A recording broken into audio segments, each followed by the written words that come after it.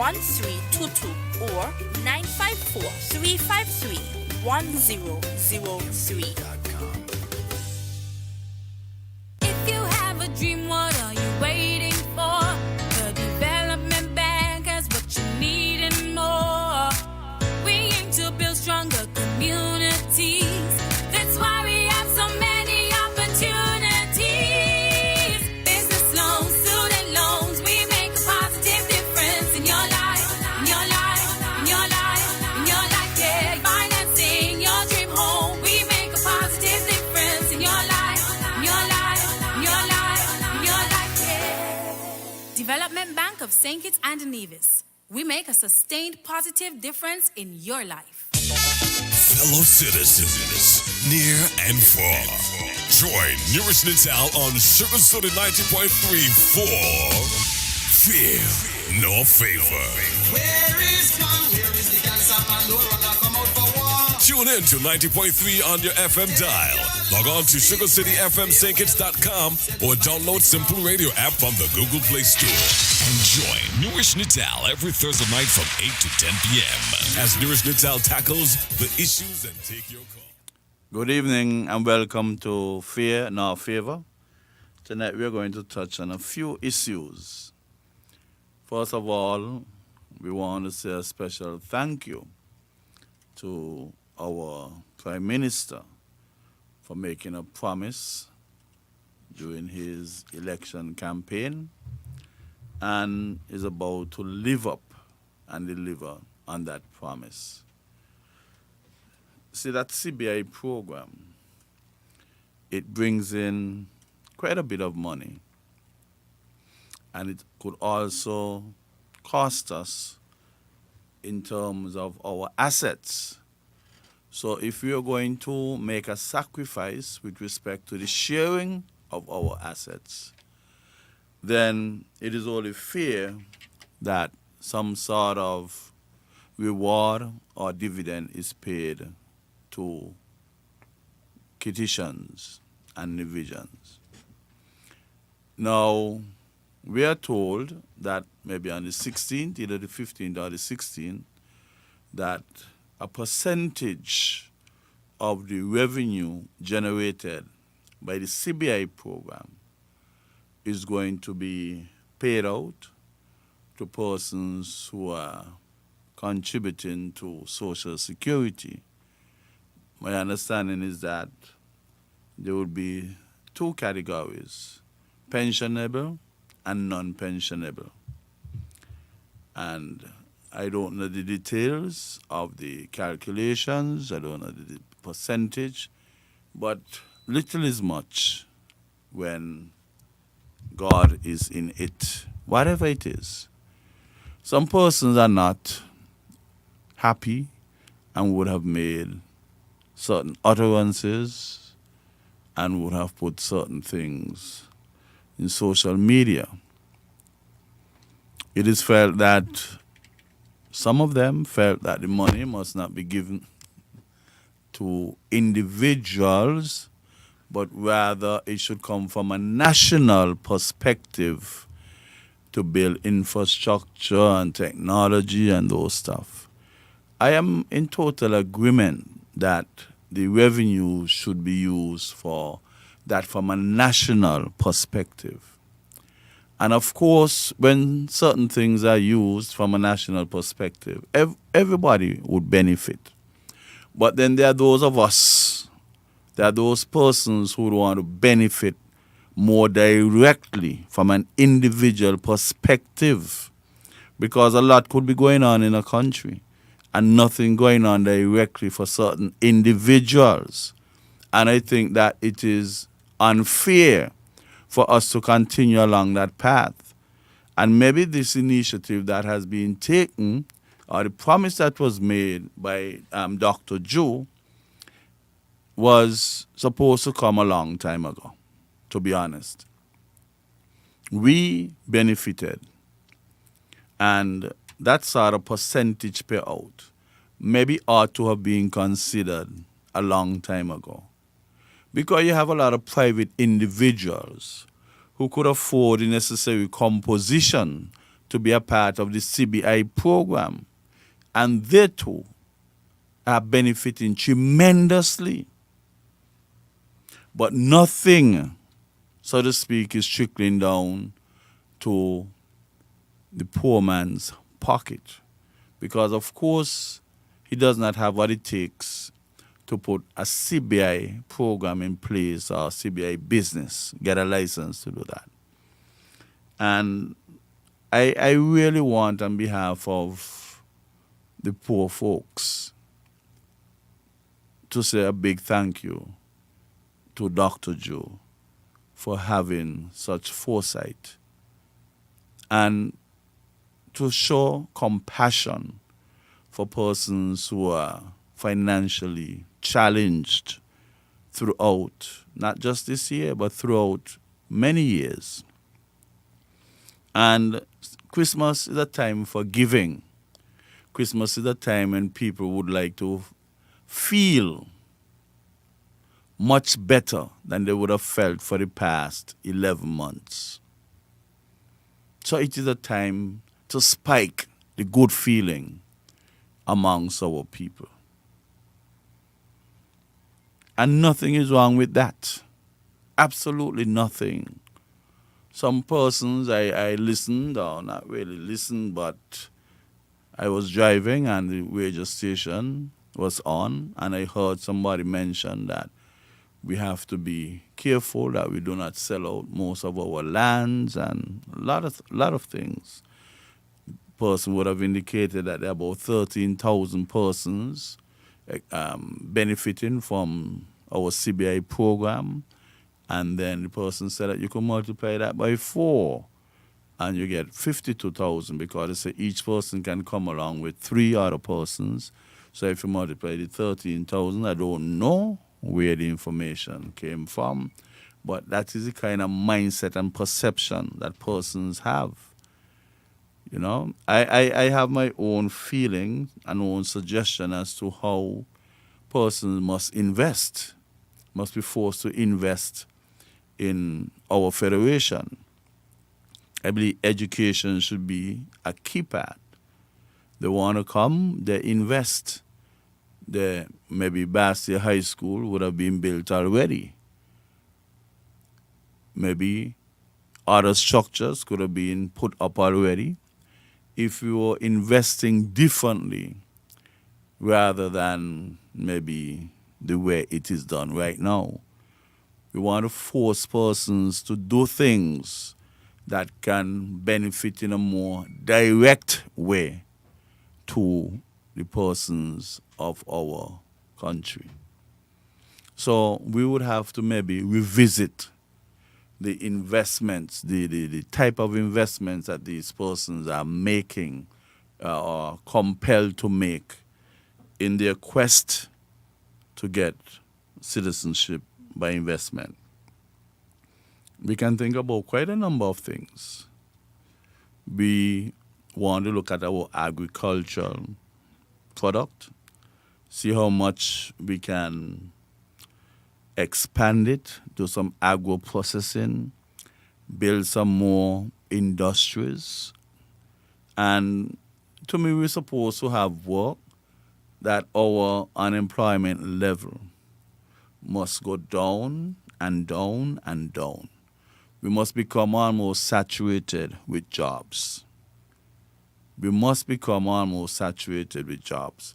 We know that we have school children leaving school, all the high schools after they finish fifth form, who do not go on to CFBC, would go into the workforce. Some of them might travel overseas, but we have a good percentage of them that would remain here, and we do not always have jobs available for them. Maybe on that particular end, we can get some more investment going so that that part of the population can be reasonably absorbed to a high percentage. We have to start thinking like that, because when we do not get jobs in a timely manner for our young men especially who leave school, there's always work for idle hands to do. Always. When we do not do that, apart from the devil finding work for idle hands to do, we experience potential brain drain, because most of them would migrate, become an integral part of somebody else's society. And then a good part of our potential think tank would be removed from our federation. So we have to maybe revisit the way these persons are investing and see if we could get them more directly involved with education efforts. All our schools should be well structured, well equipped, and persons must be there in the most comfortable of positions. We will have to do some retrofitting of some of our schools. It must not cause a fire or an outbreak of mold infestation to prompt us to pay more attention to our schools. And then we come up with this saying, state-of-the-art primary school, state-of-the-art Bastille High, where we want to forever sustain our schools in such a condition that we have a great degree of comfort. We have a wider variety of subjects being offered, because too often we have persons with clashes. Somebody would want to do chemistry, might come up against accounting, and as such they have to choose one or the other. And that is why we find a lot of persons coming out of school with either the sciences or the non-sciences such as accounts, POB, economics, OA, and those other subjects. Hardly we would have had persons coming out with that combination thereof of sciences and business subjects. So maybe if we can gear some of the investment towards education, so we can have maybe larger schools in terms of the secondary school and a greater degree of subjects to choose from would be great. And then instead of the schools bringing a fixed schedule of options, they can now listen more to the intention of the students and try as much as possible to offer what students really want. Not like the cable or those service providers. You have a package, and that package is what you're paying for. Any additionality you have to pay to get whatever. We shouldn't have our school system like that. If I want to be in school and I want to do chemistry, human and social biology, English, mathematics, a foreign subject, Spanish, and maybe do a technical subject as well. You know, that should be accommodated as much as possible. Yes, I know sometimes timetables are hard to put together. Most of the head teachers struggle to put their timetables together. And sometimes it is a mathematics teacher who would assist in putting the timetable together, because it is a bit difficult. So if you were to add on more subjects and have a few more classes, then it might become a little more problematic. But at the same time, we'll be meeting the demands of the students. And I'm still thinking that we ought to bring back junior school, first form and second form. That transition from primary school to secondary school is a bit of shock and awe for some of the primary school students. And maybe that is why some of them get absorbed into antisocial behavior, because even at our teachers' training college, we have people doing either primary or secondary education. There is no junior school education. So then the first and second formers would sort of suffer because teachers are not well trained in middle school functioning, and as such, sometimes we lose some of our students in first and second form. Every so often you might hear teachers talk about this person was a great student in grade 6 and we don't know what is happening at the high school, and vice versa too. You have some who might not have performed nicely at primary school but would have blossomed a bit late and started to catch themselves. We want them to blossom and blossom consistently. So we could start thinking about this investment in education. We could also set up a program where persons who would have taken students' loan could benefit from the revenue generated from the CBI program. So many persons are struggling to repay students' loan.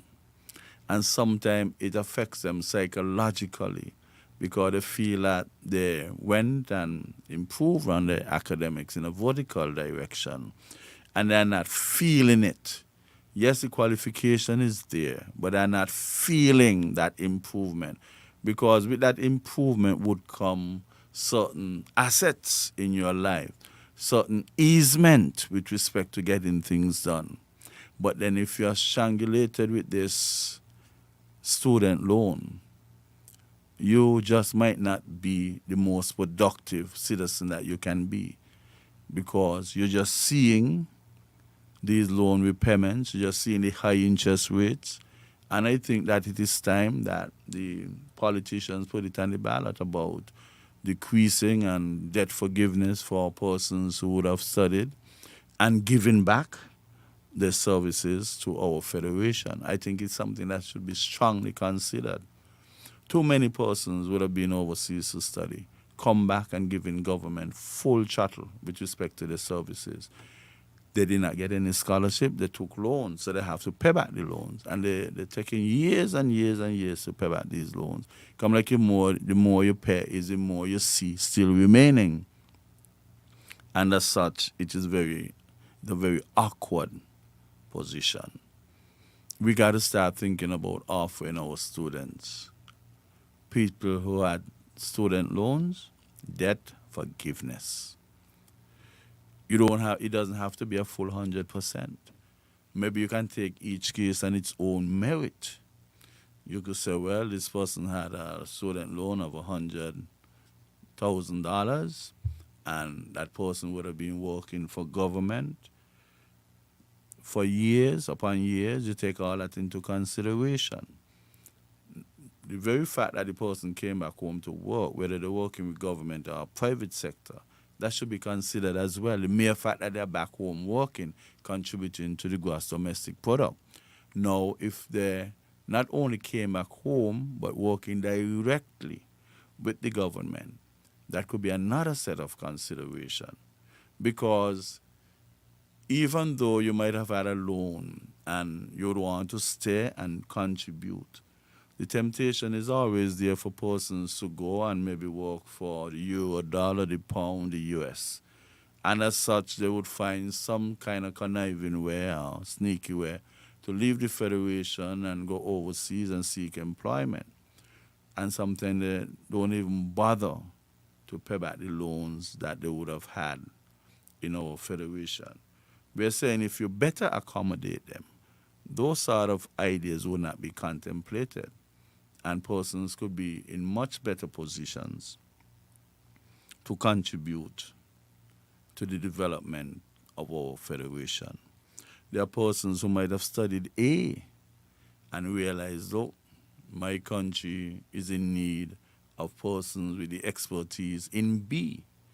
And they have the capacity, they have the ability, but they don't have the flexibility to go because they are on bond with the government or the bank situation. So they're here operating off of a degree that they would have long lost interest in that area. And I'm saying if you can get them to get some renewed vigor, vitality, to say, look, I can go out there and come back and contribute in the area of B and come back and contribute to my country. Get qualified in the area of B and come back and contribute to my country. A lot of things can go better for a lot of us. Some people would have long lost interest in the area that they studied.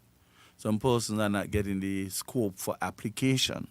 What they would have learned, the scope for application is very limited. So as such, they might want to shift, or they might want to have an additionality with respect to simultaneously possessing the expertise in 2 or 3 different areas. We have to look into that. We have to look into that. Other persons have benefited from our federation tremendously.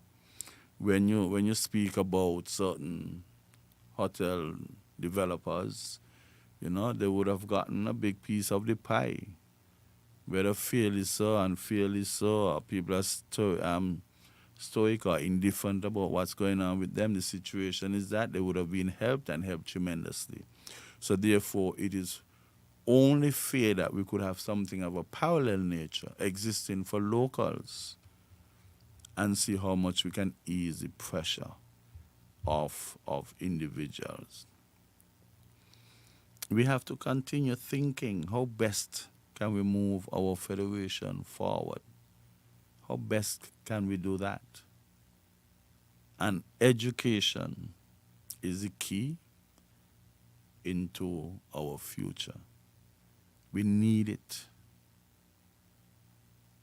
We need it.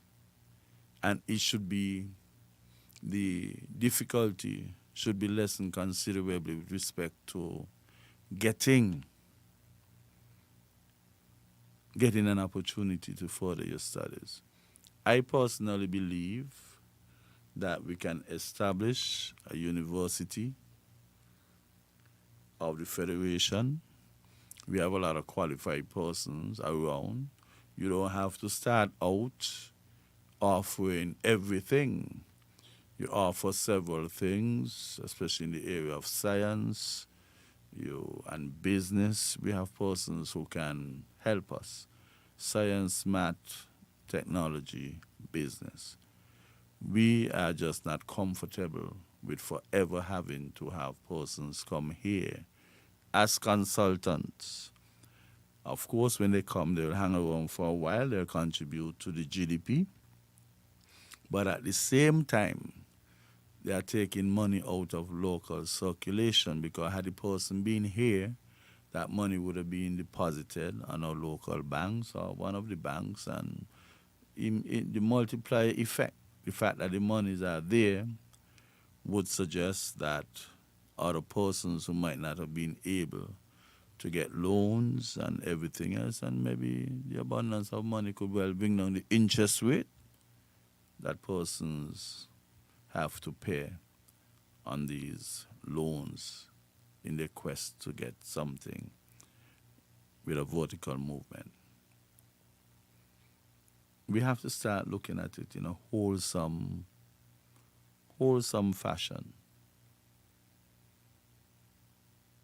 Educators, I think that there is also the opportunity for teachers to be more highly paid. And while I'm saying that, there are some who are very deserving of that. But I'm also thinking that our school children, they have too many holidays. Too many holidays. I decided one time I'll come with pen and paper and work out how many school days we usually would have per year.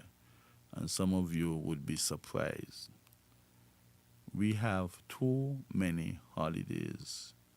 I don't believe that there should be any Easter vacation. It doesn't make sense to me.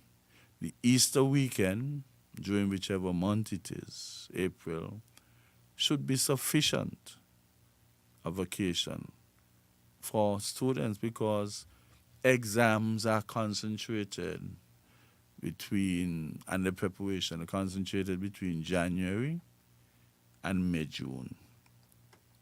If you look at it, we come off of Christmas season, festive season.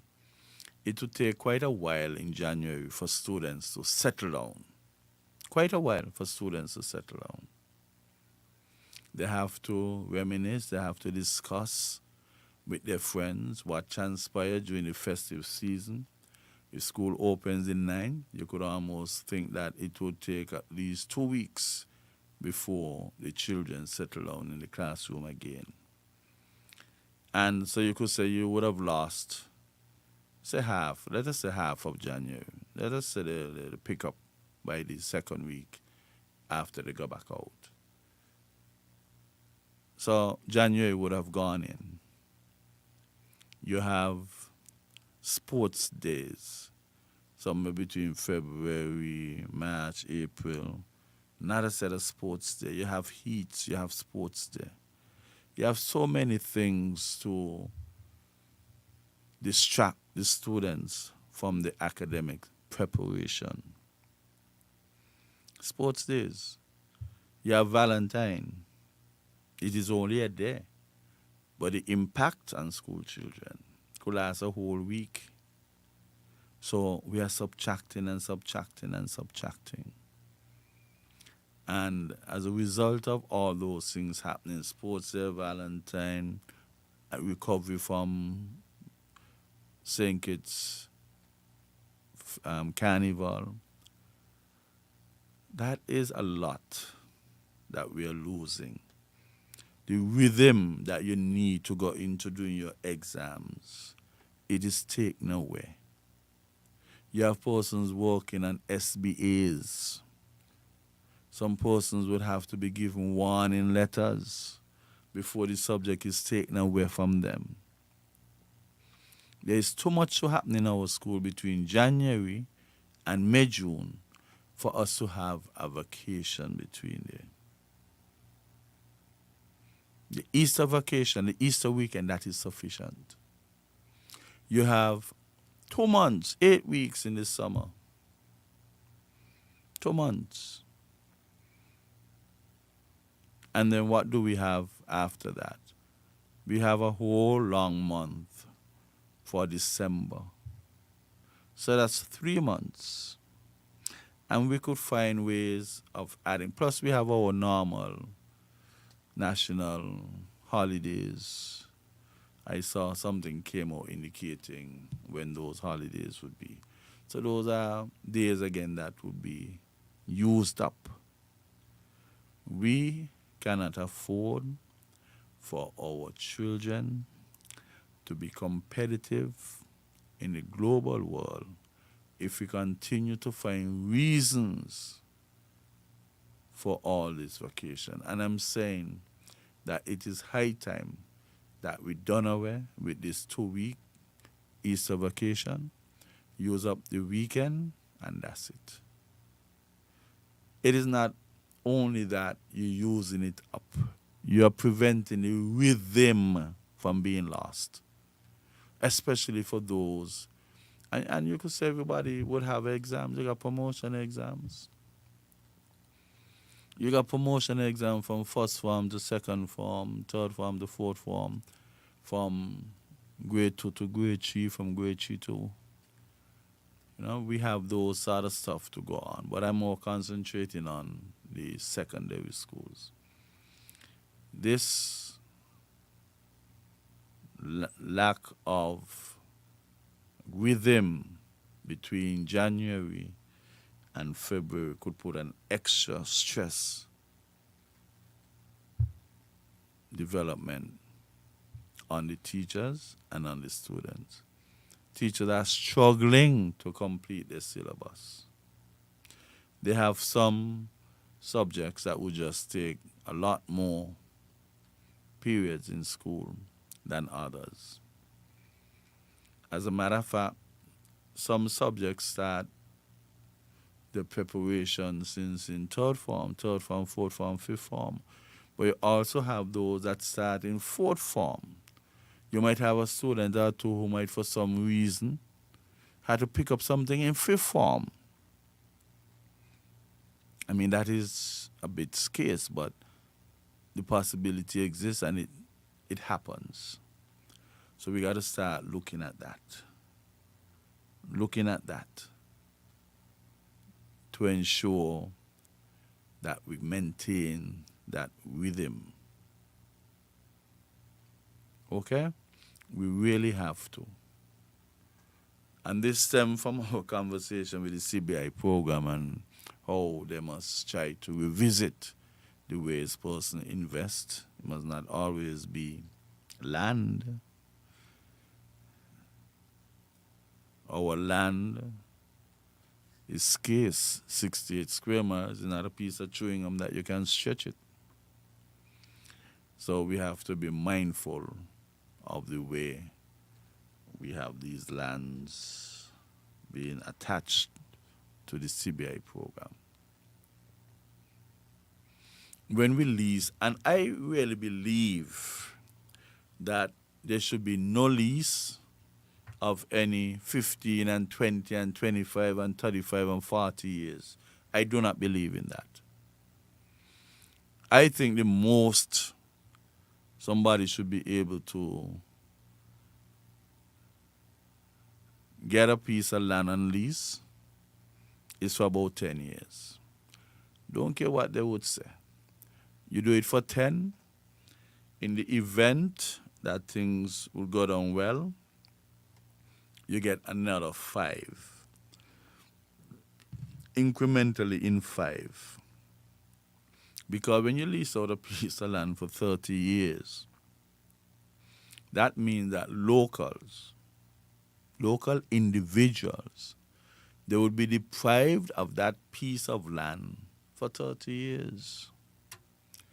And sometimes they get them for 40 years. So if somebody is 33, 34, 35, and was eyeing, looking at a piece of land, and this land was leased out for 40 years, 40 and 33, that's 73. Life expectancy is about 73. So it would be very difficult for that particular individual to get a piece of local land that he was eyeing. You got to take a lot of things into consideration. Because once you're done signing that lease, a lot of legal ramifications could happen if you try to contravene the condition and the content of that lease. No piece of land should go for more than 10 years at a time, first time around, and then 5 thereafter. The government might just find that they need to use that piece of land after 10 years. Or if they didn't finalize their intention after 10 years, it might be closer to finalization after 15 years. So that's another 5 years. We always have to keep our locals in mind. Land is limited.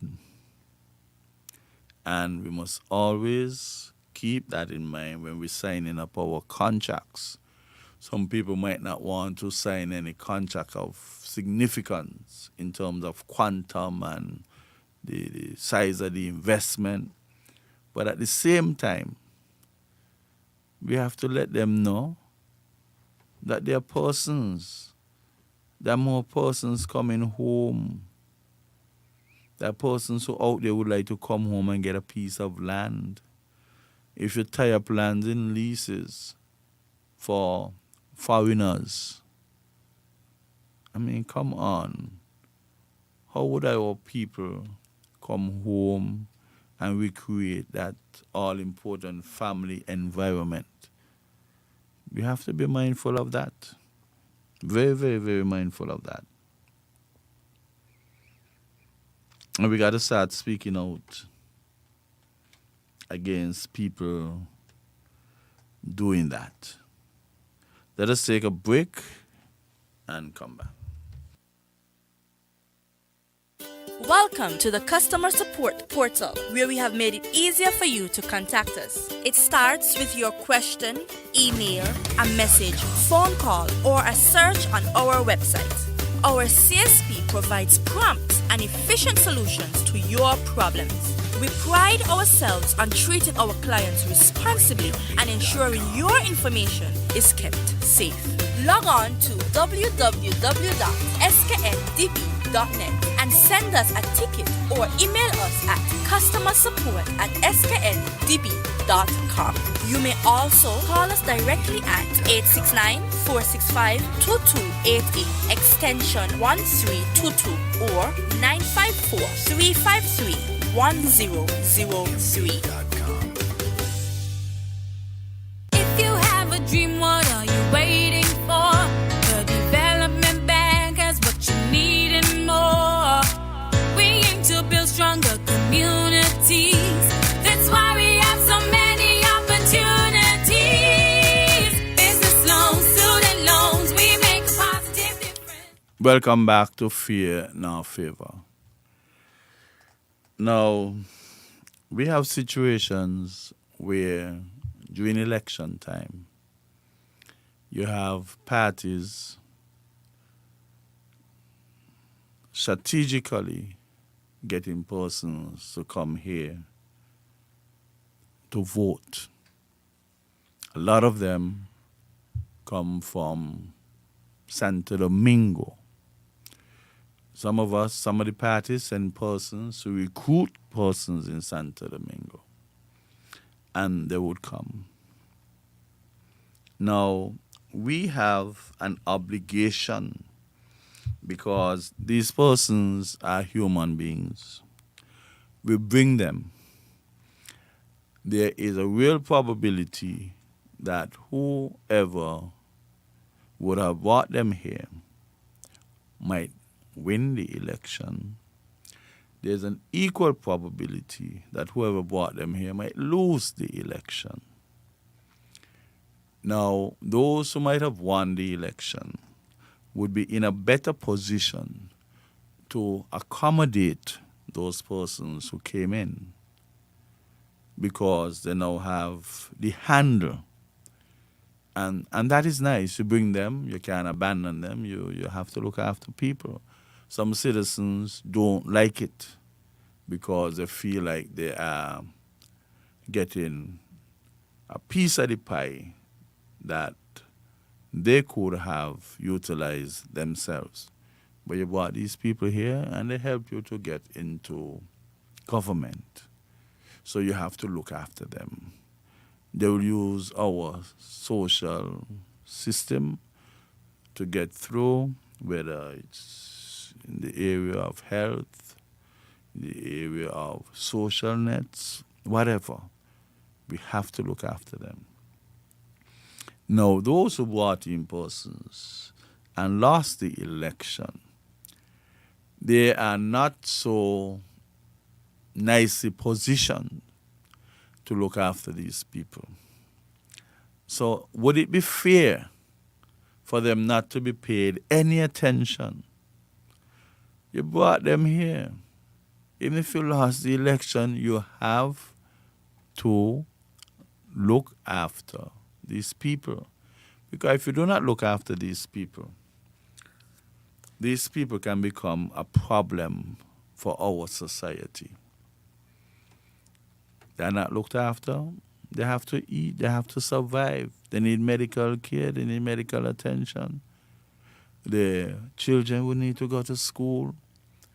And if it becomes too difficult for them to survive, they already realize that they have no intention of going back to their original country just so. So they'll put up a fight. So if they have to do anything, even whether licit or illicit, legal or illegal, they will do what they have to do to survive. It's a matter of surviving. So when these people come in to help out political parties, somebody would have to take the bull by the horns and look after these people. I don't believe you'll be able to muster them up and send them back from whence they came. So you will have to put things in place. We have to put things in place.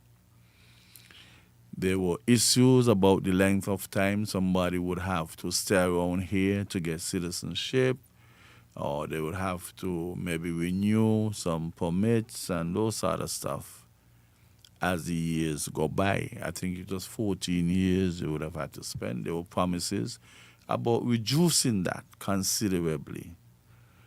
Well, if you reduce those years and you procure what you wanted to procure, every single person that would have been given citizenship to be around here, they are now competing with Kititians, whatever benefits or assets we have around here. So if you can do something to increase the resources that would be available within that time frame, maybe 14 years would have given you sufficient time to realize that, look, these people would be added as permanent fixtures in our population, so therefore let us go and create a few things. Let us go and build a few things. So 14 years might have been okay. A political party maybe campaigning could bring it down to 7, bring it down to 5, bring it down to 10. But at the same time, in unison, you must work out how best can we accommodate these people, and how soon. If you can't accommodate them in 5 years, you just can't. You cannot reduce the years just for reducing its sake, because they're going to compete with other Kititians. They're going to compete. And then, if they have to struggle and reach into that realm of a matter of survival, and they start doing what they have to do, the antisocial behavior of those persons in the country of origin and the criminal aspect that might be associated with some might be completely foreign to us here. So then it will be creating a next problem for the Federation. You bring them, look after them. Those sort of things would escalate into things that might be beyond our control. One thing I don't understand, though, is our immigration system. We're supposed to have some place, some software, some database where we can go on any day, in any month, in any year, and find out how many Jamaicans we have in St. Kitts, how many Trinidadians we have, how many Guyanese we have, how many persons from Santo Domingo we have. We're supposed to be able to have a very clear picture as to the nationality and the numbers of these persons that we have around.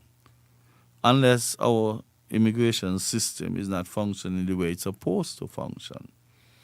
If you give somebody from Jamaica, for example, 3 months to be in the country, when you made that decision, our country was in a particular situation with respect to resources. So 3 months. Now, if you're going to extend that to our next 3 months, you have to ask yourself, what incrementally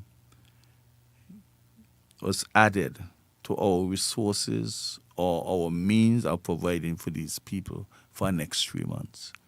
And if you can't come up with anything, then you should not really extend the time for 3 months. Maybe you could tell the person, wish them well, tell them come back in the next 6 months, another year, things might be better, and we might be best able to accommodate them then. But if you're just extending and extending and extending and extending, there's a reason why they were given a limited time in the first place.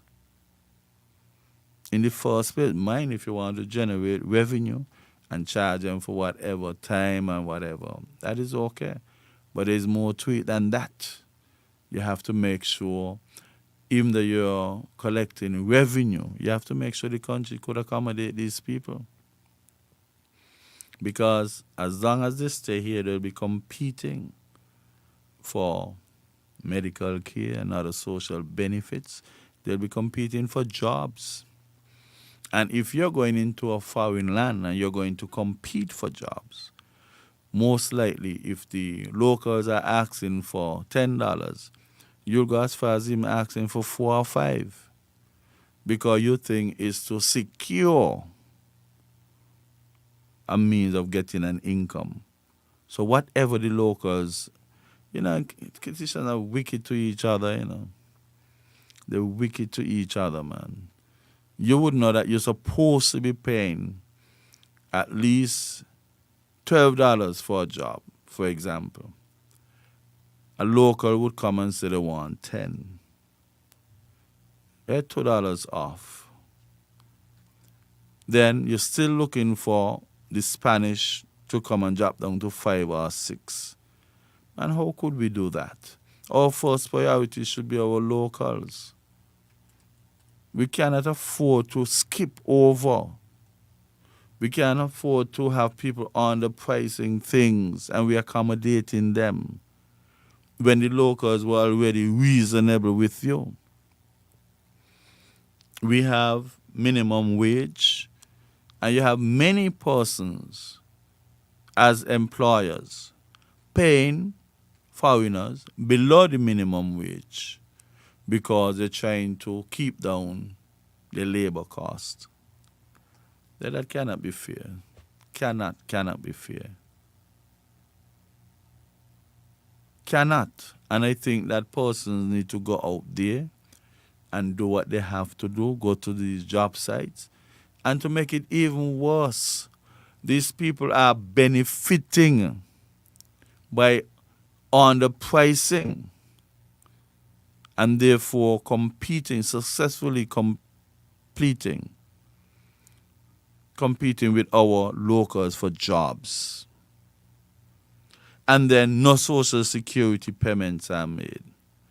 So they're competing with us for jobs. They're out-competing Kitishans. They're not paying any, the employers are not paying any social security on their behalf.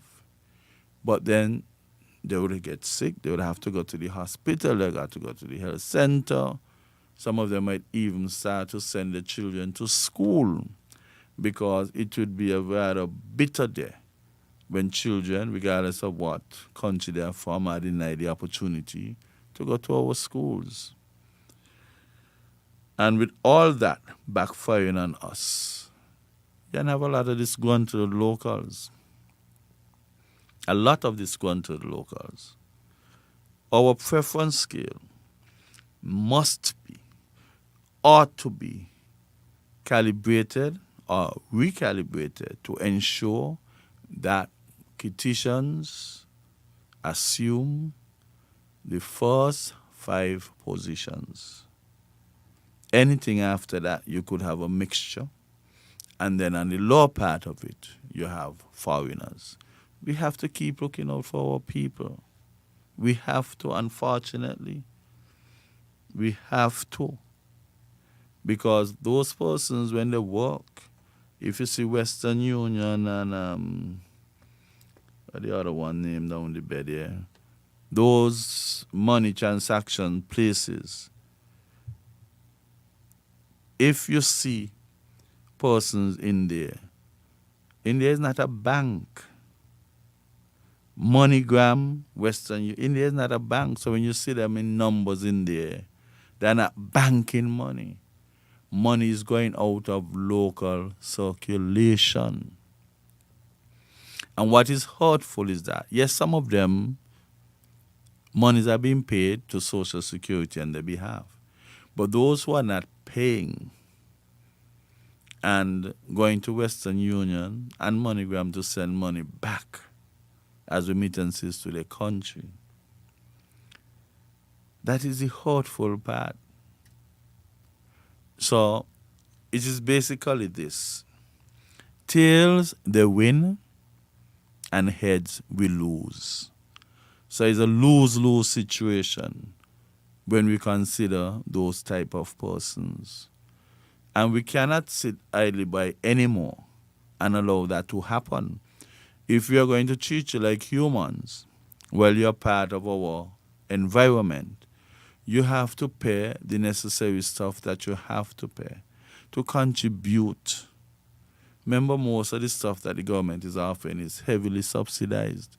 So you have to contribute and offset the subsidization that the government would have performed in order for those services to be available. We have to. And like I said, immigration got to step up its game.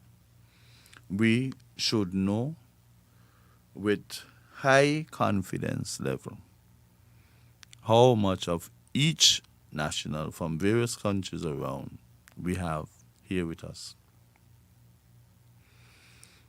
Because if we're quite aware of what's going on, and then we see a kind of antisocial behavior that is not the norm around here. Not that it is right.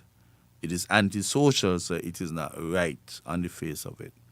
But if you see something that is happening, and you knew that you had some persons came in from country X, then all of a sudden you're seeing criminal activities, antisocial activities that are foreign to our local environment. Something, a red flag must appear to say, look, let us go and check out these people who came in recently, because before they came, this was not happening. Now that they are here, it could be coincidental, or it could be calculated from their perspective.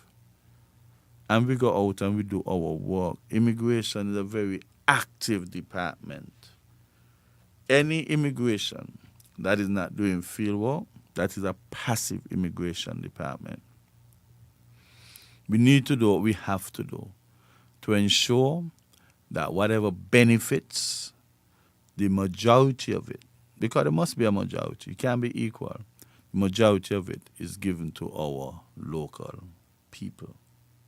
We have to. Let us take a break. Acknowledge us. Well, let us take a break. Welcome to the customer support portal, where we have made it easier for you to contact us. It starts with your question, email, a message, phone call, or a search on our website. Our CSP provides prompt and efficient solutions to your problems. We pride ourselves on treating our clients responsibly and ensuring your information is kept safe.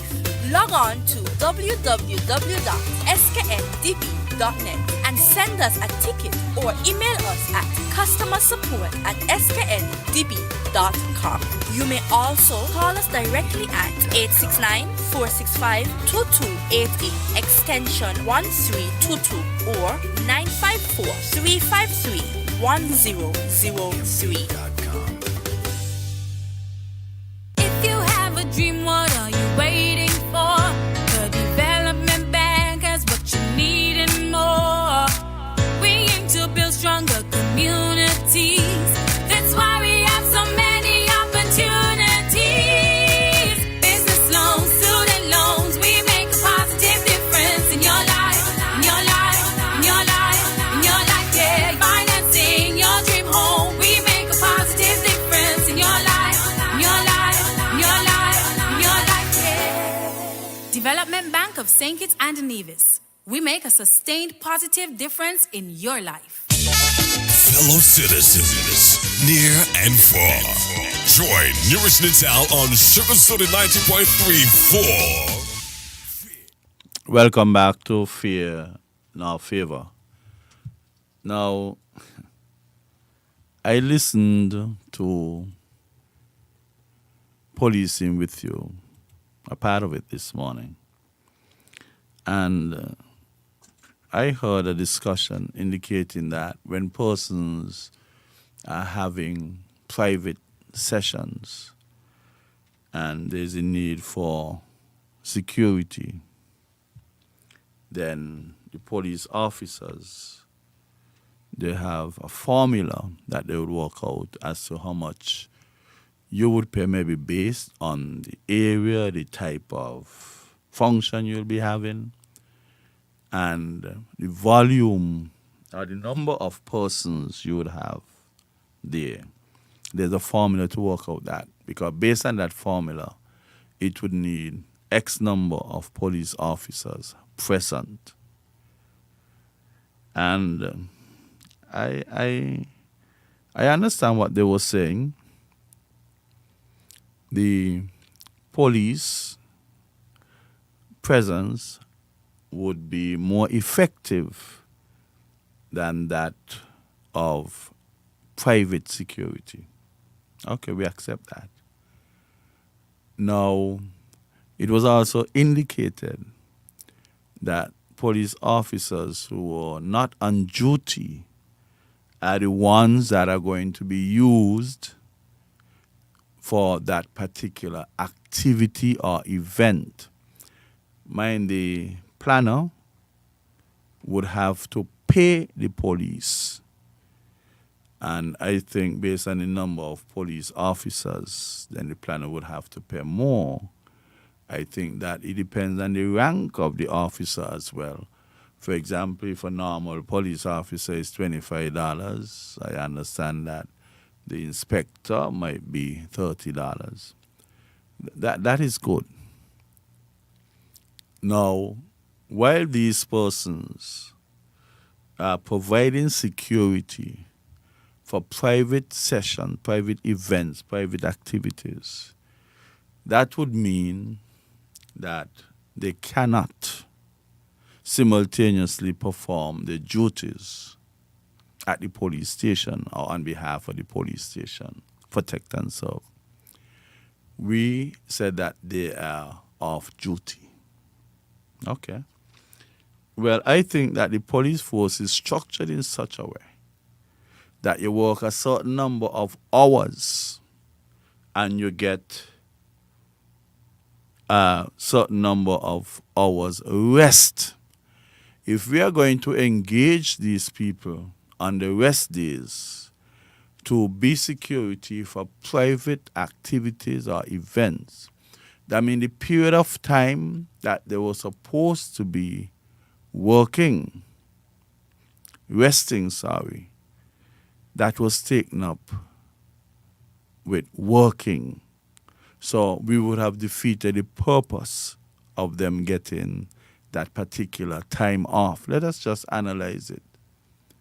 When they show up to work now, they might be tired, and then the country would start to get diminishing returns from those same officers who are carrying out their duties. Somebody might say that it is not often enough that it would happen, so we could count it as an outlier. But in our festive season, our carnival season, you would have a lot of activities, so you cannot be dubbed an outlier during the month of December. Maybe during other months when you don't have so many things to do, it can be stated as a one-off or whatever.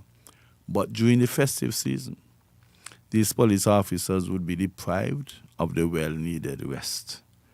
As a matter of fact, there might be a policy where they would not allow persons to take vacation around a certain time of the year. Maybe that one of these times of the year would be around the festive Christmas season. Now, that is just one aspect of it, that they're not getting any rest because they're going out to make extra money. Well, they're getting the extra money and they're getting taxpayers' money. So whether they show up to work, there is no deduction of government's money. But they are given the money and also given the additionality with respect to the contribution or the payments that the event holders would have submitted. So it's a very awkward situation.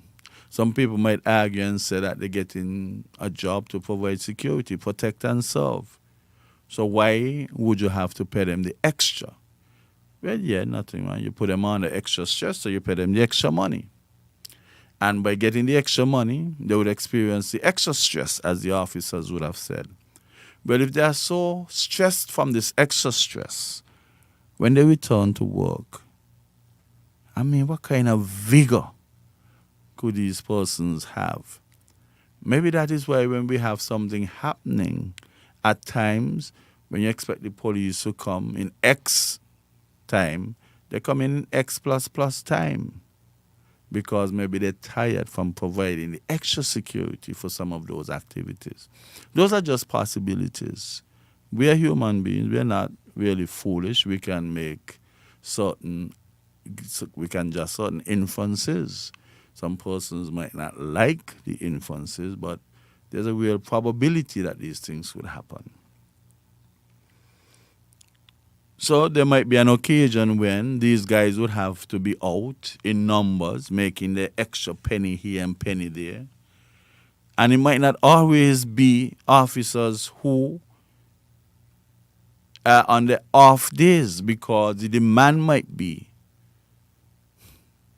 more than those who are on the off days. So they will have to use some who ought to have been carrying out their function under the normal condition of being a police officer.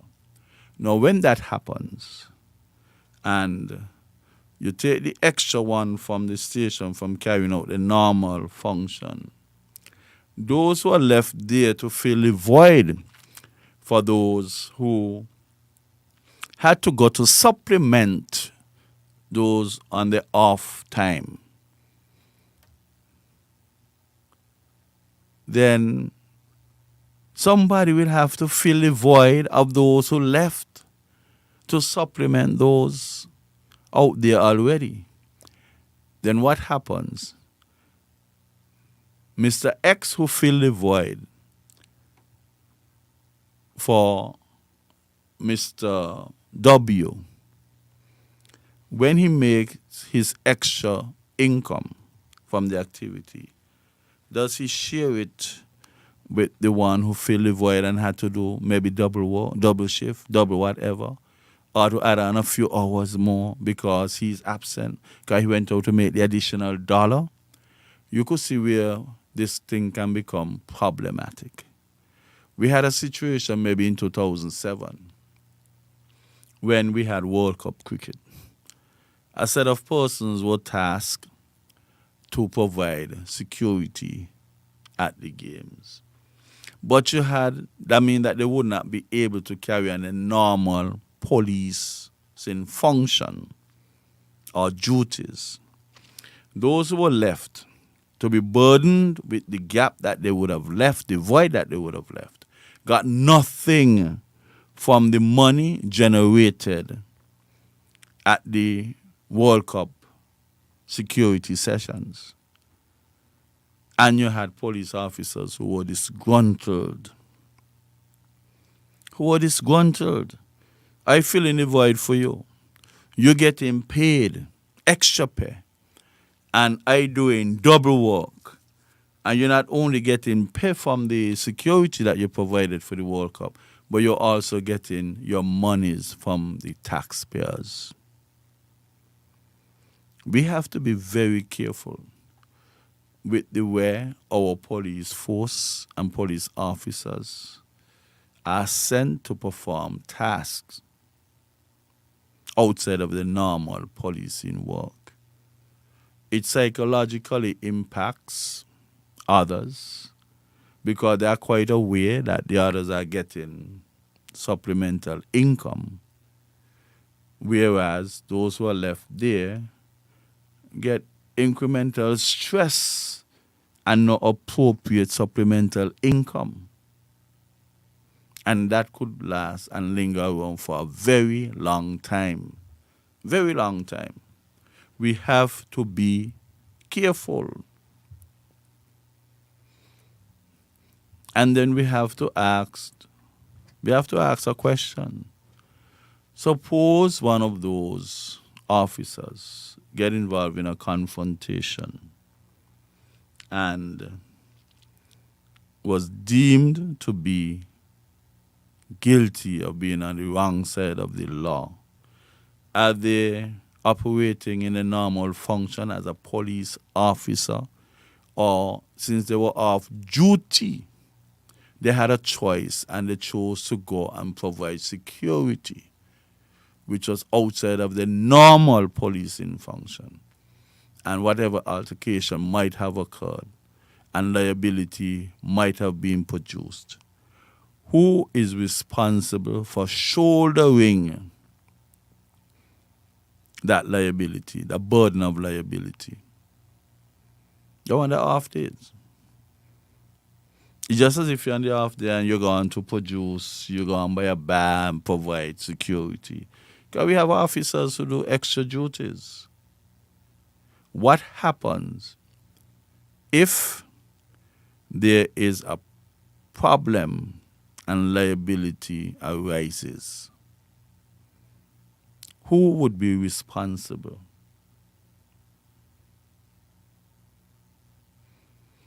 When, I don't know, maybe as a police officer, if you have a license, an inherent license to operate a firearm, wouldn't it be a specific firearm? Because that firearm would have to be given to you when you're going out on duty. A specific firearm. Or is it the case that once you're a police officer, you are licensed automatically to use a firearm? It can't be that way. It cannot be that way. Because persons can go out, police officers can go out and get some real terrible, destructive weapons. And you say that they are licensed to use a firearm. No, the license would have to be to a specific firearm that was given to them when they were going out on duty. If that person is not on government duty, but working at a bar, a supermarket, whatever, and they are given a weapon by the owner or person in charge of providing security for them, and liability arises from whatever physical action would have been carried out, who's supposed to shoulder that? Government? Who's supposed to shoulder that? We need to know. We had situations like that already, where maybe an athlete got shot in his arm and whatever else. Who's supposed to shoulder that responsibility? And by the way, did the police officer had a license to use that particular weapon? We got to ask that question. It was not one given to him by the ranks of the police station or the police force. It was one given to him by whoever employed him to work at that supermarket. Or, I don't know. There are a lot of questions. This is a very gray area that needs to be put into distinct shades of black and white. Is a police officer granted permission to use a weapon from the station if that police officer is going to provide private security for an establishment? Is that the case? I do not know, so I'm asking. Somebody might be out there who would be able to provide me, whether via WhatsApp or by calling in. We have to ask those serious questions, because we have quite a number of persons performing those functions. Now, it is also my understanding that before a police officer can go and perform such function, they have to get permission from the chief of police. And I'm asking, along with that permission to carry out that function, is a weapon a part of it? And let us suppose that the person was not given permission by the chief of police. There's nothing to indicate he was granted permission. Would it be considered that the officer went on a frolic of his own because he was not given permission by the chief of police? Those are some very serious questions. And all is well that ends well. But at the same time, when something happens and there's liability, that is when we start to dig here and dig there to get a proper understanding of what is what. Some people calculate the risk and they take them whatever. They take them. So when you do that, you must be able to make up your mind to suffer the consequences. To suffer the consequences. Because there are distinctions. Those of you who want to carry out those kind of activities, provide that kind of service, you must make sure you have all your ducks aligned properly, unless it can be problematic. And that thing about the police officers going out to provide a police presence, that is awkward if you're only going to use the guys who are off. That means you are calculatedly depriving them of their rest. You're depriving them. And then they come back to the main job, tired as hell, and can perform as is required. It is not an easy debate. We have to look into these things and look into them seriously. And I believe that whenever they go out there and they make money, a percentage of it is supposed to be contributed to some kind of fund in the police force, so that those who had to make the sacrifice and go through the extra stress due to the lack of their presence should be able to benefit directly or indirectly from the generation of such revenue. You can't take it. You can't have your cake and eat it. You cannot be getting taxpayers' money, getting supplemental money, have somebody taking on the stress you left behind, and that person you left behind doesn't get a cent out of the revenue generated. Let us take a break. Acknowledge our sponsor. Welcome to the customer support portal, where we have made it easier for you to contact us. It starts with your question, email, a message, phone call, or a search on our website. Our CSP provides prompt and efficient solutions to your problems. We pride ourselves on treating our clients responsibly and ensuring your information is kept safe. Log on to www.skndb.net and send us a ticket or email us at customersupport@skndb.com. You may also call us directly at 869-465-2288, extension 1322, or 954-353-1003. If you have a dream, what are you waiting for? The Development Bank has what you need and more. We aim to build stronger communities. That's why we have so many opportunities. Business loans, student loans, we make a positive difference in your life, in your life, in your life, in your life. Yeah, financing your dream home, we make a positive difference in your life, in your life, in your life, in your life. Yeah. Development Bank of St. Kitts and Nevis. We make a sustained positive difference in your life. Fellow citizens, near and far, Join NewRish Nital on Sugar City 90.3 for Fear No Favor. Where is the cancer man? No runner come out for war. Tune in to 90.3 on your FM dial. Log on to SugarCityFMSaintKitts.com or download Simple Radio app from the Google. Good evening again. Welcome back to Fear No Favor.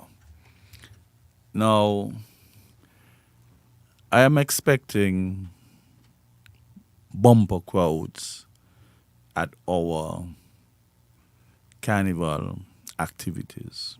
Bumper crowds. One, persons are craving for action, for entertainment, for recreation. And as such, persons will be out in their numbers. We have some persons who do not normally party, so to speak. Some would let down their hair and do what they have to do and have fun. We have a lot of persons who do not normally partake in those social activities, but would have made up their minds because of the onslaught of COVID-19 that they want some entertainment that would be therapeutic for them. So they would be adding to the numbers. How do we control those bumper crowds? We have a situation where people would be smoking up their weed, and as much as they would want you to believe that weed would not put you in a mental state or frame of mind to be antisocial. We are made up different and we cannot decide that. Cannot decide that. We also have persons who would be drinking lots of alcohol. Lots of alcohol. We have persons who would be eating stuff that would have marijuana a part of it. That part could be dangerous. When you smoke a spliff or you smoke a blunt, you smoke whatever, it goes to your brain much faster. So you could have a degree of control of how you are feeling. Well, if you're using it all the time, you must have an idea as to how much you can take. And that is reasonable. That is a reasonable inference. But you have some persons who will become first-time smokers during the festive season because of peer pressure. They might not know how to smoke, how much, and that could be problematic for some of them. They might behave in a way as if they were consuming alcohol. And you have first-time drinkers as well who would create problems for the calmness and the tranquility of our festive environment. We have to have a plan, and a big, big plan, because this is the time when persons know of certain risk in terms of them being in certain environment. They might have issues with other persons, and they might feel that Christmas time is a time when the other guys, they might understand and might not want to do anything. But then the others might not be thinking like that. So we have to maintain vigilance. We have to be observant. We have to try to understand persons' behavior, their conduct. See if you see a spike in certain things. And then sometimes, because of the bumper crowd, people can do things and get away. Somebody would run. When usually people start to run, people move out the way, let them pass. Some persons wear two different shirts. They do whatever they had to do in a blue shirt. When you're looking for them, the person don't change over to a white shirt or a black shirt. So those things are attempt to deceive after doing something wrong. Most persons now traveling with something on their back, whether a change of shirt, a change of whatever, maybe calculatedly to have them concealed after, provide them with concealment after doing the antisocial act. There are so many things that could be happening this festive season in particular because of the strong crave after the onslaught of COVID. We are hoping that we can have an excellent festive season with minimal antisocial behavior. But sometimes some persons do not mean to be antisocial, but instead they are not in full control of their faculties. And as such, sometimes they don't even have a clue as to what they did or what they are doing, only to be told many hours later when the impact of the alcohol or whatever mind-altering substance would have been diluted to insignificance. So all of us would have to be a watchman or watchwoman. All of us. And if all of us advise our friends not to behave a certain way, all of us, not some. The problem is when only some of us advise our friends and family members not to behave a certain way. Anyhow, there's a percentage, a 1%, a 0.5%, who would not vow to instruct or advise their friends and family that way. It is still a recipe for disaster.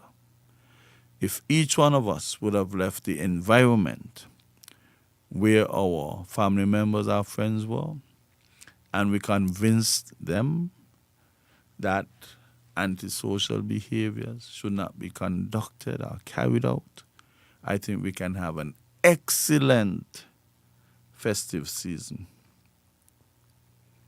Excellent. Even if you're drunk and staggering, your normal enemy, so to speak, should be able to take you home safely. Should be able to take you home safely. And then we have those 6 persons going out and all of them drinking above their tolerable limit.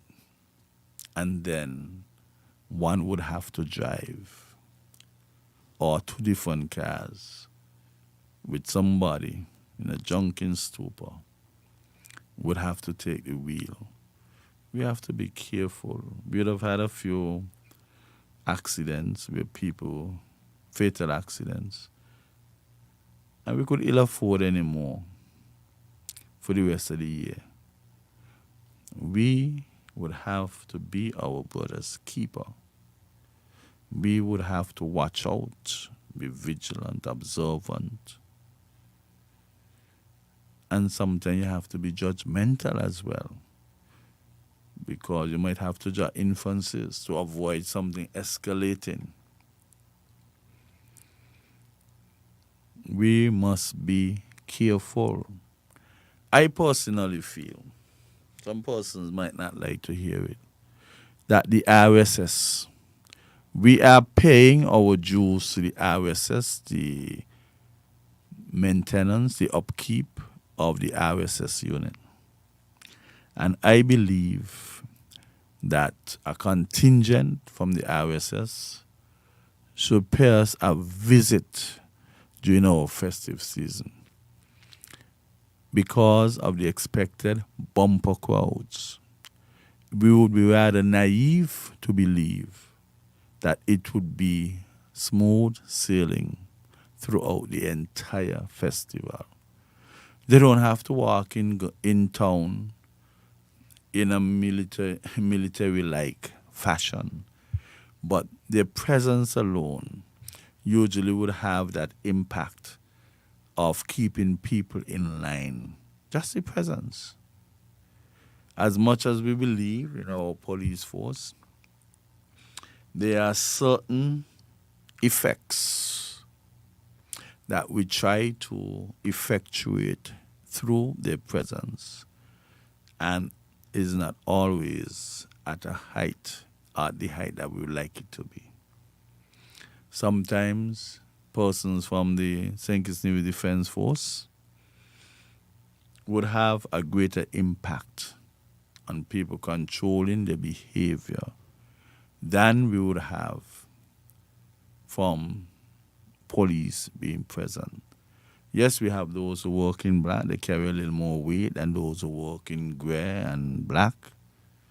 And then the army, the defense force people could carry it up a notch.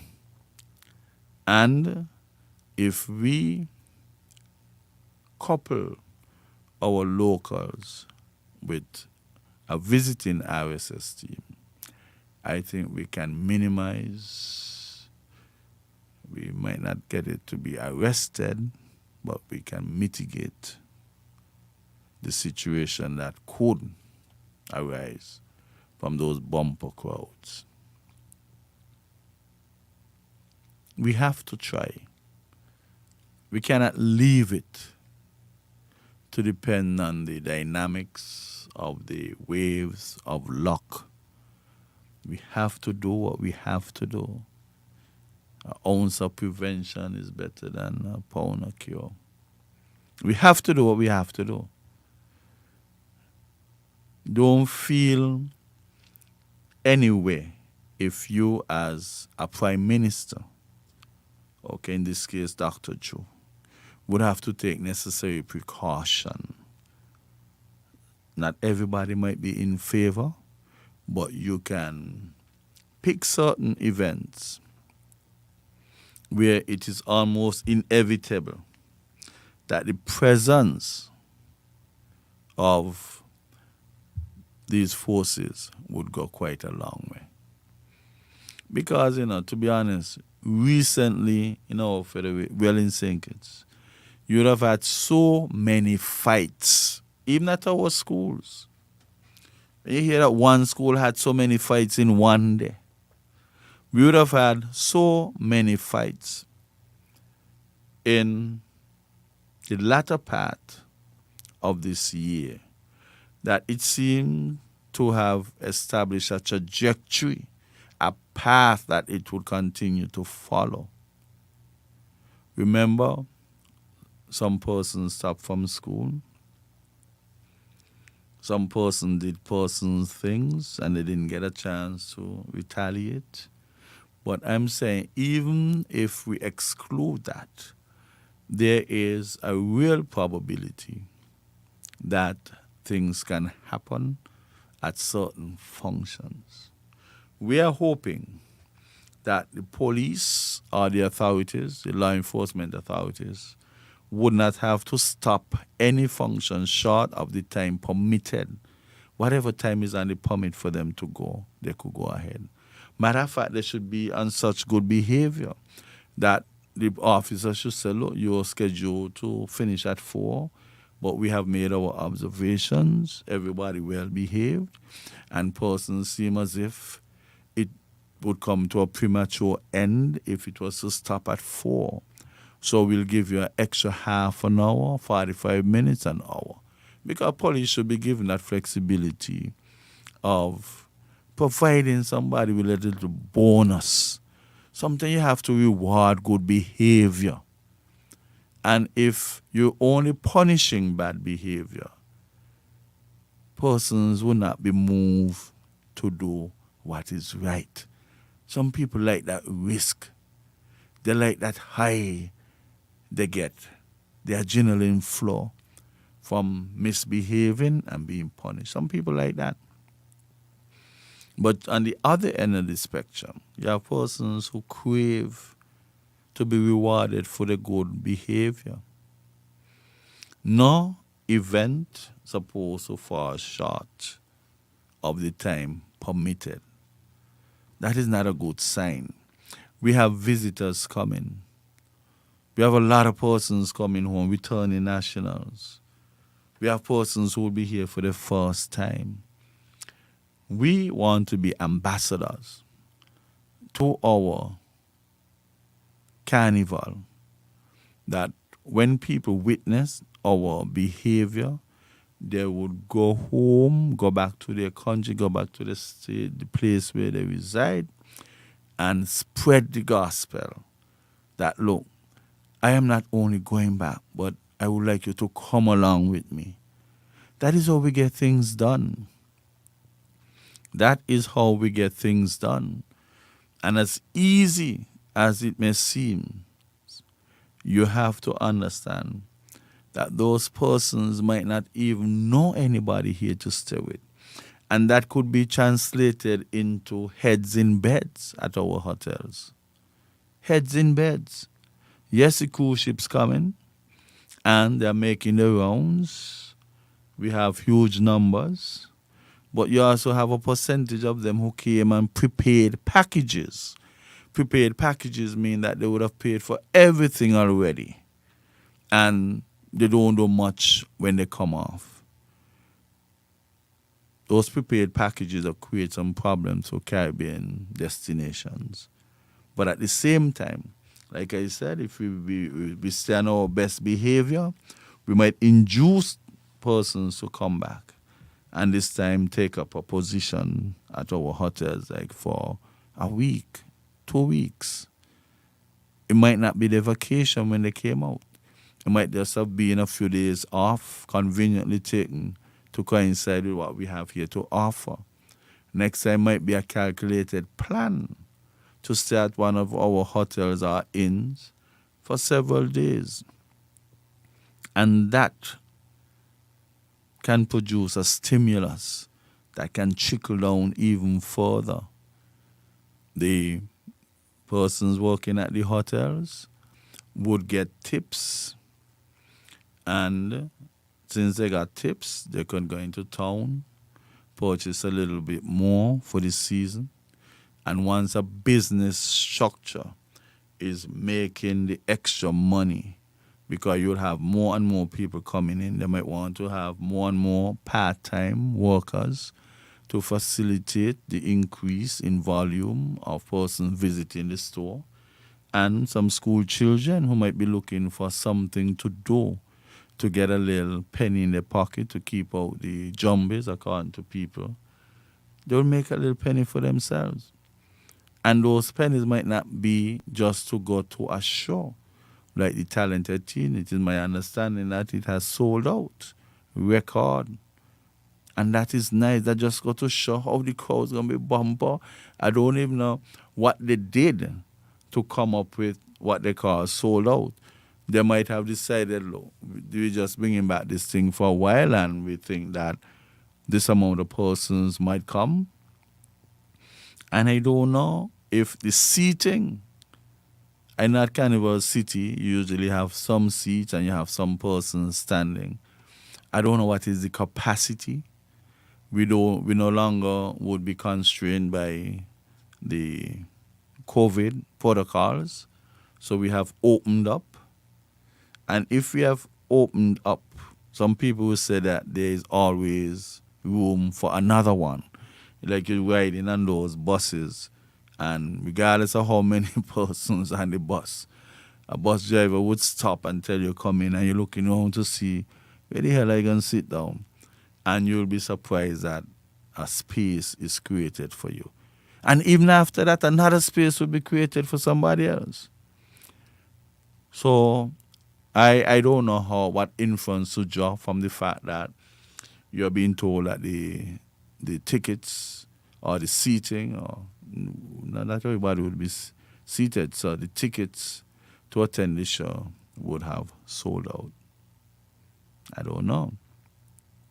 And I also hope, because it is my understanding that you have good sponsorship for this year carnival activities, you also have the government putting money into it, the subvention into it, and I really, these complimentary tickets,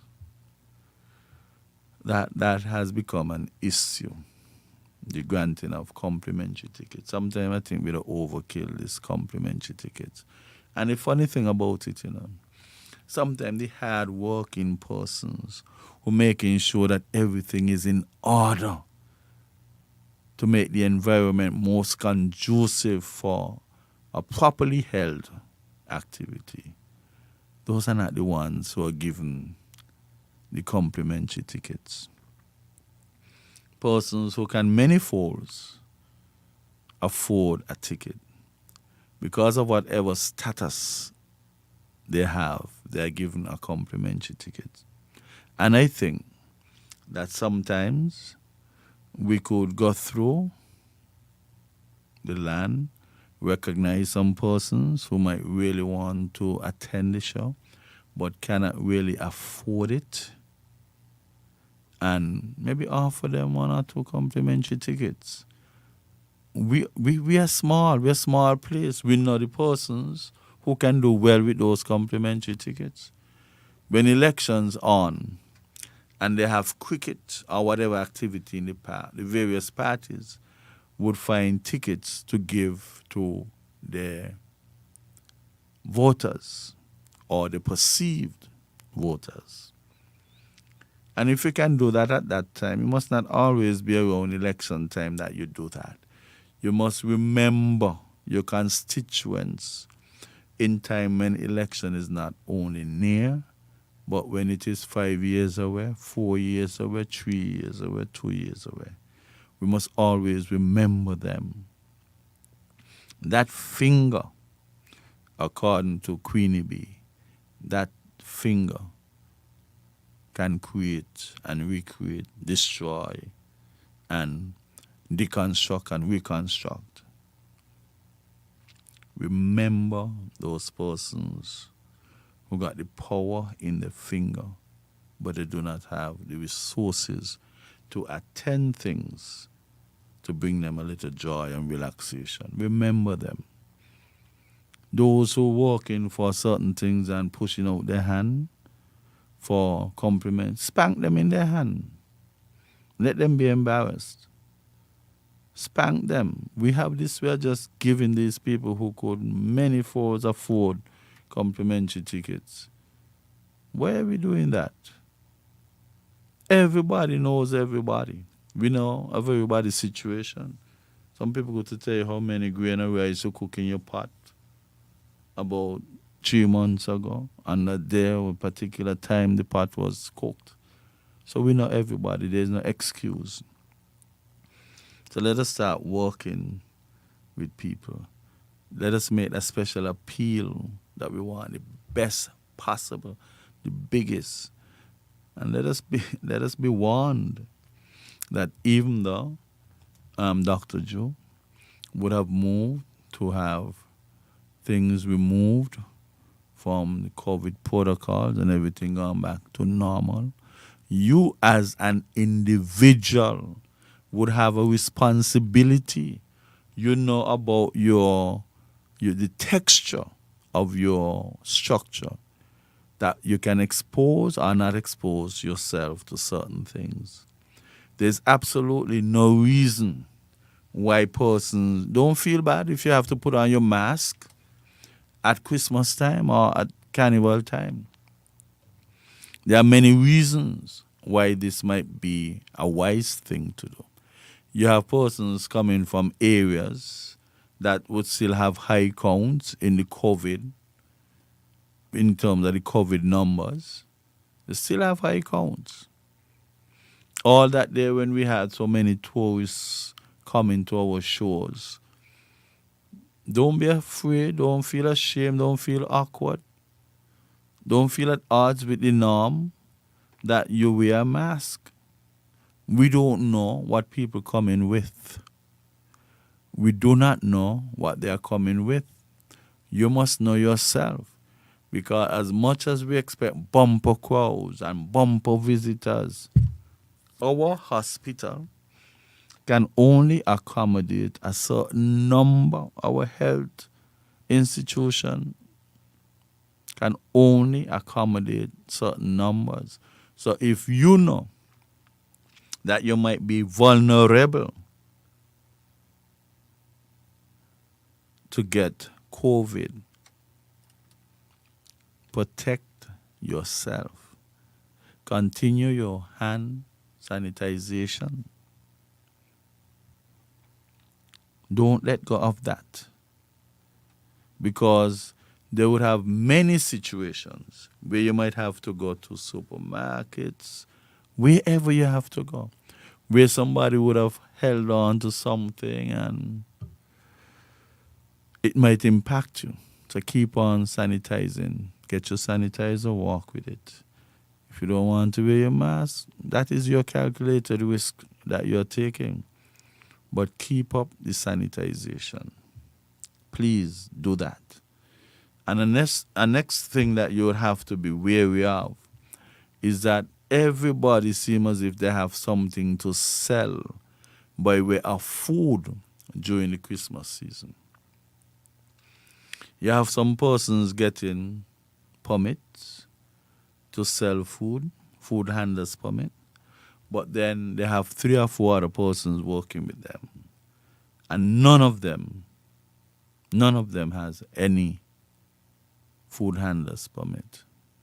But they're given the opportunity to be there serving food. We have to look out for things like that. Our environmental health department, Johnny, Alex, Martin, the whole set of you have to be on the lookout. You must know over in that bar, I gave X a permit, a food handler's permit, but I see 3 persons out there assisting. I should go over and find out whether or not those persons, what role they are playing. Because some persons feel that only when you're putting something onto a plate, it is food. When you're serving drinks, that's food. When you're selling jelly, that's food. Anything for the consumption via the mouth, that's food. And you should really have a permit to be doing those activities. We want to appeal to people to be very, very careful during the festive season.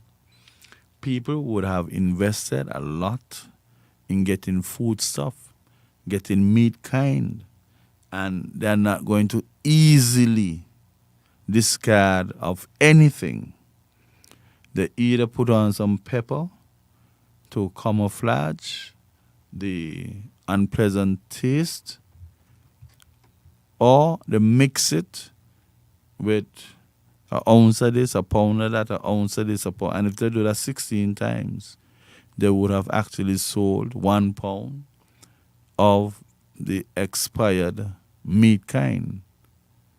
You know, nobody throwing away anything right now, and you have to be careful. Be very careful. You can end up with a bug in your system because things are not properly cooked, because everybody hustling to meet the increased demand for their product. Sometimes people who doing barbecue, they are not making sure that the heat would have gone through the entire structure of the object that they are selling. All they know is a long line in front of them, and they're just wild to serve you. Sometimes you go and you break a chicken and you see the amount of blood coming from within the joints of that, and it's like you're having a blood transfusion. Sometimes you're not even aware because the places that you're eating, you don't have sufficient lighting for you to realize the odd look or the odd appearance of the chicken or whatever you're eating. We have to be on our lookout. We have persons who would also try to take advantage of you with respect to price. You have to be mindful. Things that are usually sold for $2 because it is the festive season. Somebody tell you $5.50, you're not paying any attention. You just take out your money and you pay. Maybe you have a friend who came home or friend going into town with you, and because you don't want to appear to be cheap, so to speak, in colloquial terms, whatever the person tells you, you just pay. Be mindful. Do not let people rob you by overcharging. Do not let people feed you half-cooked food. Be on your lookout. Do not let people serve you expired products. You have to be careful. Please control your drinking. Sometimes we want to pretend that we would have arrived, and that symbol or manifestation of that would be the consumption of alcohol. There are some of you who would couple marijuana and alcohol. That is a dangerous combination. Now, those of you who like to eat products containing weed, marijuana, cannabis, you have to be extra careful. You have persons who don't even care who they sell those products to. Sometimes children are given those products. Sometimes the unsuspecting parent might buy it, give the child, not knowing that it is different in composition to what they expected. The problem with that, like I was saying, when you smoke, you know how you feel almost at an instant. But when you eat something that contains marijuana, remember this would have to go through your digestive system. So you might eat and eat and eat and eat, and you want to eat a belly full. So you eat a belly full. But then you are forgetting that there is cannabis inside of the product that you're eating. And since it would take a while for it to have effect on you, because it would have to be digested, taken into your bloodstream, and from your bloodstream go to different parts of your body, including your brain, and then some people would pass out because of the heavy concentration. Thereafter, it would have entered the blood that your body cannot deal with it. And you would not know because it comes on sometime after. Could be 45 minutes, an hour, hour and a half after 2 hours. But it would come on. When you smoke, you experience your feeling right away. Your gratification right away. If it is too strong for you, it is too strong for you. And then the potency of these stuff, they are not like once ago, where you could have eaten a culture cake and you just feel a little high. The potency would have increased many folds. But yet, people are putting in the same quantity. So if the concentration is higher, you got the same volume. That is the recipe for disaster. We have to be careful. And I usually go to the schools because I work within the Ministry of National Security. I'm attached to the National Drug Council. And usually around this time of the year, I would go to schools, and especially the females. They have to be careful because there are things that persons can put into your drink. And you can wake up somewhere where you don't wish to wake up. Only for you to realize, I don't know this place. This is an unfamiliar surrounding. How did I get here? Well, you have to be mindful that there are substances. And these substances are so powerful that the maker, the manufacturer, they added a particular dye, a color to it, so you could recognize when somebody is trying to get you into that situation. But there's still the generic one that has no color attached to it, but would produce the same effect. So you have to be mindful. You as a female can be drugged, taken to somewhere, and be used by 6, 7, 8, 9, 10 men, and you don't have a clue. It might appear to you that you're cooperating, might appear to them that you're cooperating, but your resistance would have been broken down. But your faculty in terms of doing what people ask you to do, you might do it, but you're not 100% aware of what is happening. So you have to be mindful of that. If you're going to have drink, don't let anybody open any drink and bring it to you. Make sure that you tell your friend that, and you all look out for each other. These things usually would heighten around the festive season. You have persons coming from wherever they're coming from, and they might use the opportunity to import those stuff into the Federation, and then our people may be left behind. Something you could be well left pregnant as a result of what happened. You don't have a clue, and then you have to go through the embarrassment or the expense of getting rid of it. You have to be extremely careful. And don't think that there's always something that has to be imported. You have persons who might go to the pharmacy, say they have problems sleeping, and they want something to help them sleep. They can't get that. They might have a good friend, a doctor friend, a nurse friend, who might unethically give them a prescription to pick up these drugs to help them sleep. But when you combine those drugs now with certain things, it is an awful combination. An awful combination. As a chemist, I cannot really disclose what they could be combined with, but I'm telling you that there are persons who go to that extent to the pharmacy to get something that was prescribed, and some pharmacy too, they give you stuff without a prescription, and then you actually put in a lethal drug into the hand of somebody with criminal intent. So we have to be careful. You cannot be too careful. Whatever you have to then follow your instinct. Get somebody to go into town. We got travel in 2s, 3s. Don't travel by yourself. Don't go parties that you're not aware of. Some people would be at every party, every pan knock. And some people don't have any idea how they're going to get to a party, but they're leaving home to go. Party might be out over the Southeast Peninsula. They don't have any right to take them over there. But they feel that they are female and they must reach one way or the other. Yes, you would reach, but then you might have to submit yourself to certain things before you get a ride back in. So you have to be careful. If you cannot arrange a ride to go where you want, stay home. Sometimes something is more exciting when you hear about it rather than to be a part of it.